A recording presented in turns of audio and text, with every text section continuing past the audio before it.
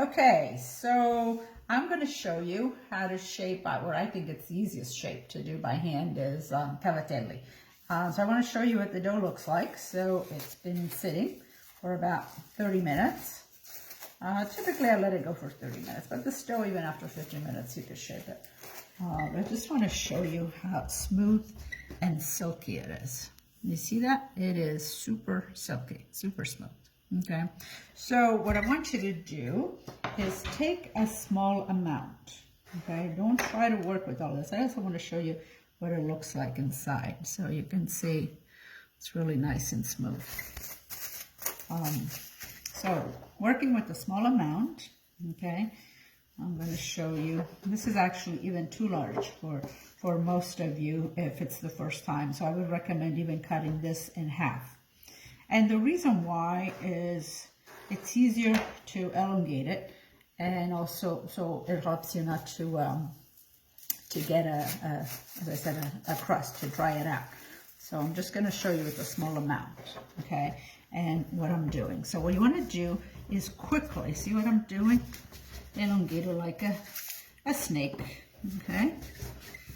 And what I see most of the time, first time, or my students, is they're not applying the pressure on it and they just go really slow.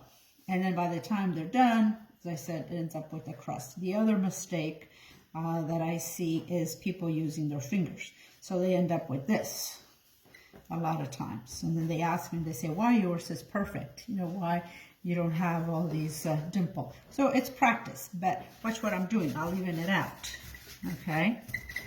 And it evens out pretty quickly, okay? But I'm not using my tips. This is what I'm using. More of my palm rather than pressing.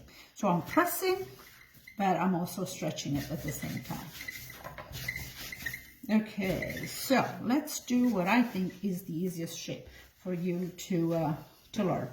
And we're gonna do Cavatelli, and I'll show you just by using basic tools that you have in your kitchen, you can make them different shapes, okay? So I cut them about 1 inch or so. It's not really critical how long you want to make them. They're pretty small.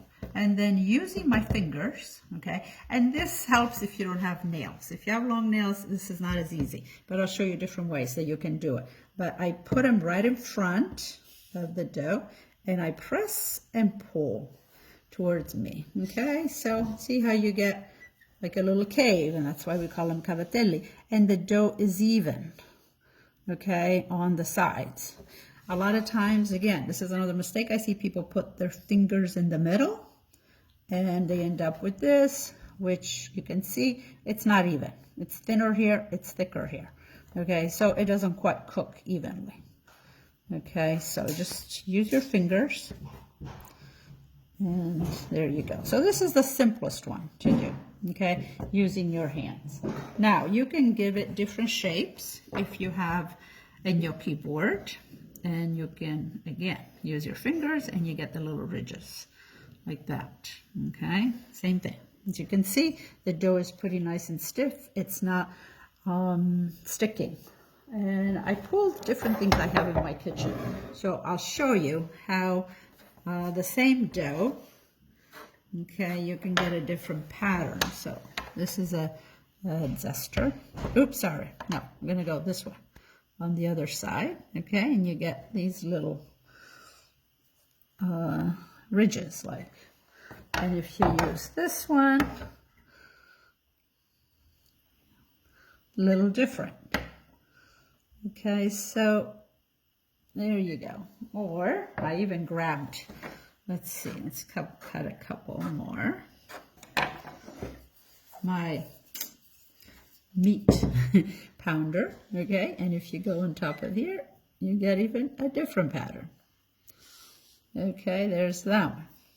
So as you can see, you can have fun and get creative and look at what you have in your kitchen. You can use, if you make sushi, like I do, you can use a sushi mat. Same thing. Just press on it and you get those ridges. And if you're lucky enough to have one of these, which is what I used to use in the old days in Calabria. You can use that too.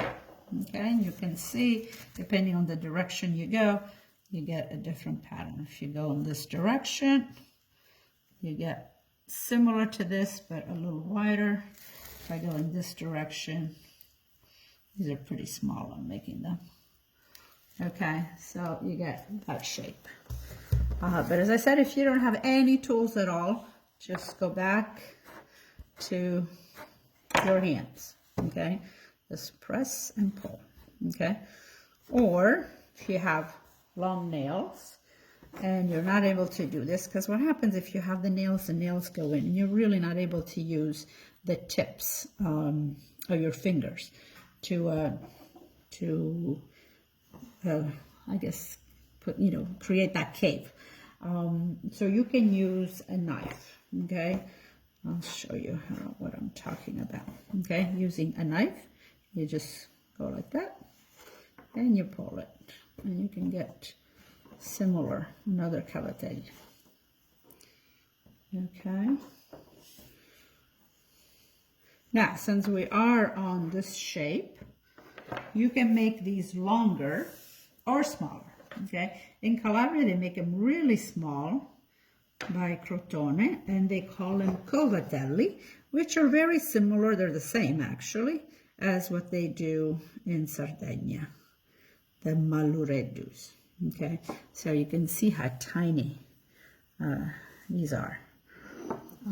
And you can make them longer and make what we call scorze di fagiolini, which I have these in my book. I'm just going to finish this one. Okay, this one you need to use as many fingers as you can get in there. Same technique, okay, as what we did with the cavatelli. But see, they look like bean pods. So scorze di fagiolini means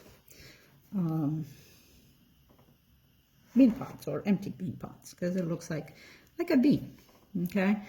So you can see, just playing around, same dough, same technique, same shapes, but using different tools, you can make them different. So you can change the shape so you don't get bored like they did in the old days. If you ever wonder why they have so many different shapes, I think it's also so they didn't get bored of eating the same pasta shape.